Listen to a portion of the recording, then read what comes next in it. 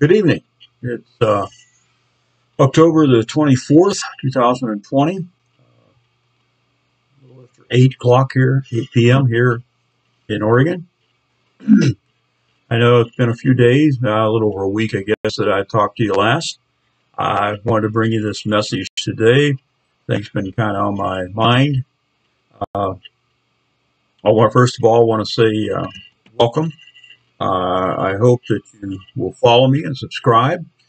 Hit the little thumbs up button and hit the subscribe and the bell so that you're notified when I put out a video.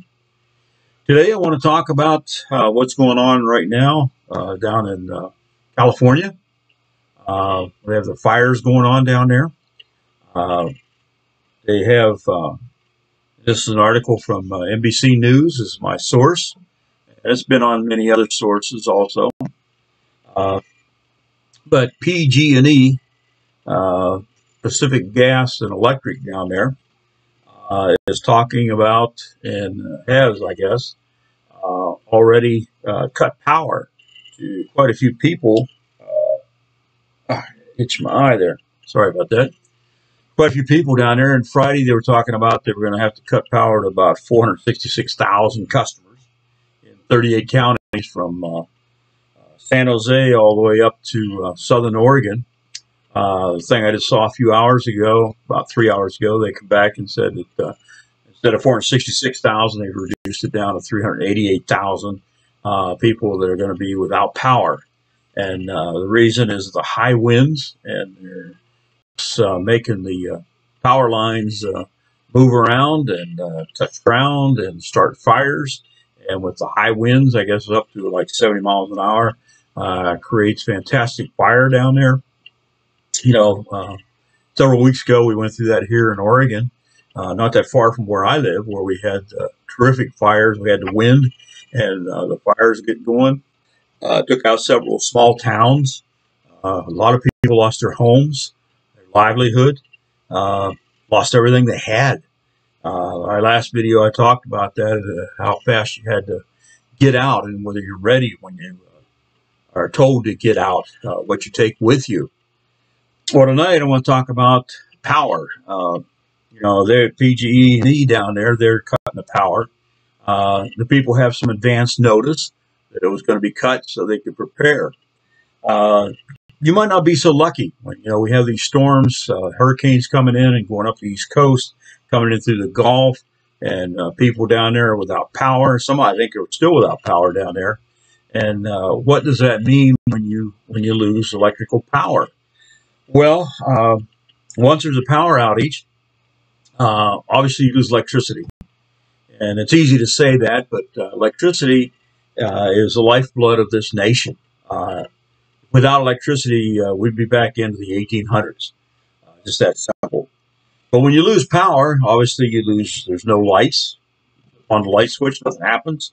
Your refrigerator doesn't work, so your food starts to spoil. Your freezer doesn't work, so consequently everything's starting to thaw out. You want gas at a gas pump? Gas pumps don't work. You need to get some money out of the ATM. Guess what? The ATMs don't work. Even if you have some money and you go to the grocery store, probably most of them, they're not going to be open. They're going to say, hey, I can't process your sale. I can't take your money because I can't add up what it costs. And I can't take your cards, your ATM or your credit cards. Think, well, maybe I'll just run. I do have some gas in the car. I'll run over here to McDonald's and get something to eat. Well, guess what? McDonald's shut down too because they don't have any power. They can't produce the food. They're in the same boat. Their refrigerators are starting to warm up. And so you go home and we'll say it's cold and you want to turn on the heat and the electric doesn't work. So possibly the furnace doesn't work. You decide, well, maybe I'll just cook something. You have an electric range, and guess what? You can't cook anything with it. Or maybe you go home, and you're down there in California. Maybe you're still having some heat, and it's hot. So you want some air conditioning. Well, air conditioner doesn't work. I'll turn on the fan. The fan doesn't work. Well, hey, at least I'll call my cousin up in Idaho and talk to them about this and let them know what's going on. Well, guess what? Your cell phone's dead and you have no way to charge it. These are just a few of the things. I mean, when you lose power, I mean, it affects everything you can think of just about, no matter what you want to do. And if you're not prepared, you're going to have a problem. Well, I'll turn on the radio and see what's going on. Well, unless you have a battery-powered radio, it's not going to work either. Same thing with the TV. It's not going to work. You know, you might be able to go out and get your car, turn on the air, start the car and run it. Have air conditioning. You can listen to the radio or play your, I guess it's not CDs anymore. It's MP3s or whatever. Listen to some music. But when you run out of gas, guess what? You can't get any more gas because the pumps aren't working. Now, fortunately, in California, they're talking about this outage. It's only going to be a few days, and they'll be turning it right back on, maybe even Monday. Once the winds die down, they'll turn the power back on. They'll energize the lines again. And so, you know, it's just not that big a deal. It's mainly just an inconvenience. But when you have a hurricane, you have something else come through and take out the power. And they say, well, you know, it's going to be weeks. That's a different ball game. That's an entirely different ball game. You know, we have other threats besides power just being turned off or a storm knocking down the lines. Nowadays, we're in the cyber age. We're hearing about the cyber attacks continuously against our power grid, and eventually, and they have already taken out some of the power for short periods of time. They've been able to rectify it and get the power back up. And so this is just something you don't know when it's going to happen. We have interruptions in our cell phones. We have interruption on the internet by cyber attacks. And cyber attacks are probably going to be one of the most leading things that's going to be happening in the future, where we're going to be under constant attack. Somebody, either some kid out of their parents' basement, decides they want to, you know, have a game and hack into something and shut it off, or terrorists, or a foreign agency, a foreign government, maybe just somebody is just upset it's the government. Who knows? There's 1,000 reasons, and seems like a lot of people out there that are very savvy when it comes to cyber attacks and how to do that. But let's move on. Let's talk about something a little bit more. Well, let's say a little more in depth. Something that can affect you for not only days and weeks and months, maybe even years. That would be what we call an EMP. And say, well, okay, here we go. They got a silver hat on. His tinfoil hat? No. This is reality. An EMP, for those of you who don't know, is what they call an electromagnetic pulse. And how that happens, one of the ways is a nuclear weapon is set off several miles, a few hundred miles maybe, above the earth, above the country, above the United States in our case. And that pulse comes down and it takes out anything that is electronic, anything that has a computer chip in it, right, which is everything from your refrigerator to your car to your cell phone to you name it. Everything's got computer chips, and it fries them. It just flat fries them, and that's it. It don't work anymore. You know, it takes out our transformers and our power stations, sub-power stations. Well, if they took out the power grid with an EMP, how long would it take to fix that? Well, probably years. And I say that because we don't have extra transformers, for example, sitting around where you can just go get another one. They get off the shelf or back at the warehouse or back at the yard. Some of these things are massive. They take a year or more to build. They're built in foreign countries. They weigh thousands and thousands and thousands of pounds. There's no way to transport them if you've got no power. It's a nightmare. It is a nightmare. With an EMP, we're going back to the 1800s. We're going back to the days of having a candle or a lamp, so a lamp oil, lantern type thing in order to have light.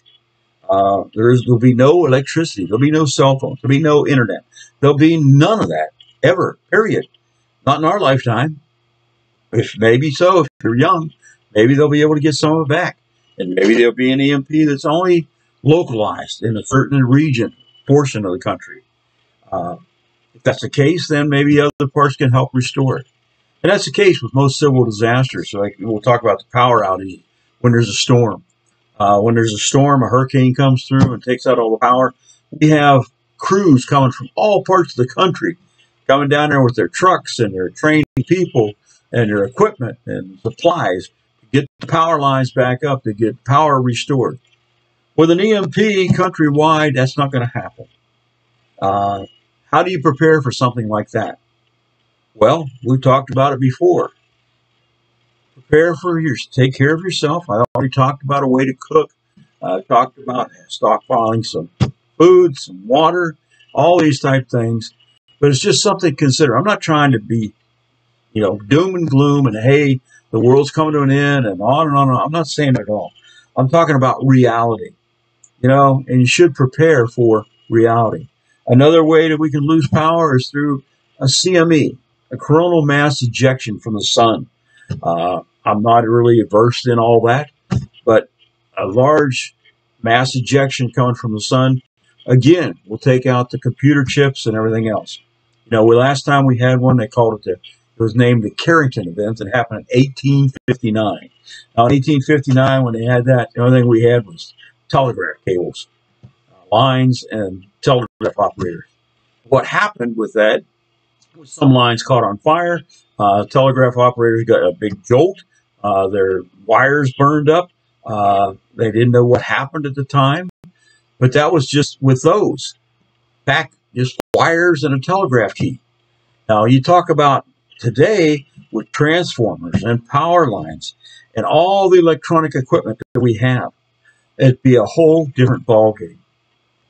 Again, I'm not saying it's the end of the world. I'm not saying it's going to happen tomorrow. Good possibility it won't even happen in our lifetime. But there is a possibility that it might happen. With so many countries at war and many countries being upset with the United States, it's hard to say. And the capability, this is not a pipe dream. This is something that is a reality. All the countries, the major countries, they all have the capability to set one of these off, to initiate an EMP. How would you know we have an EMP versus just a power outage? Well, okay, I'll let you know. With a power outage, everything that's electrical, from the list I just went through, light switch, refrigerator, gas pumps, all these things, they quit. But with an EMP or a CME, what's going to happen is you're not only going to lose power at your house and whatever, but when you turn the key in the car, it may not even go click, nothing, because all the computer chips just get burned out. You pick up your cell phone, and it's black, and nothing happens. You can't get it to come on. You can't get it to power up. Okay? Your electronic watch, it's dead. Anything electronic, anything computer, your laptop, your iPad, all those things are just dead. So if all of a sudden you lose power and you say, well, okay, the electricity's off, take a look at your iPhone. Take a look at your iPad. If all of a sudden they're not working, you go out and you try your car and it's not working, you know that we've been hit by a CME or an EMP. And things are going to be real bad in the very close future. So these are things to be prepared for. Again, I'm not trying to scare anybody. I'm just trying to educate you. A lot of you, I'm sure, have never even heard of an EMP. Or if you did, you saw it in some apocalyptic movie or series. Okay, and you think, well, that's just a pipe dream. It's something someone dreamed up. No, it's not. It's real. It is a real item. It's a real thing. So I'm just trying to tell you the difference between just losing power that eventually is going to get restored and this EMP or CME, which the chances of that coming back are weeks, months, probably months or years of coming back. And the world is going to change. Things are going to change. Everybody's going to be kind of every man for himself. You don't have to be that way. You can still help your fellow man, and I would hope that you would.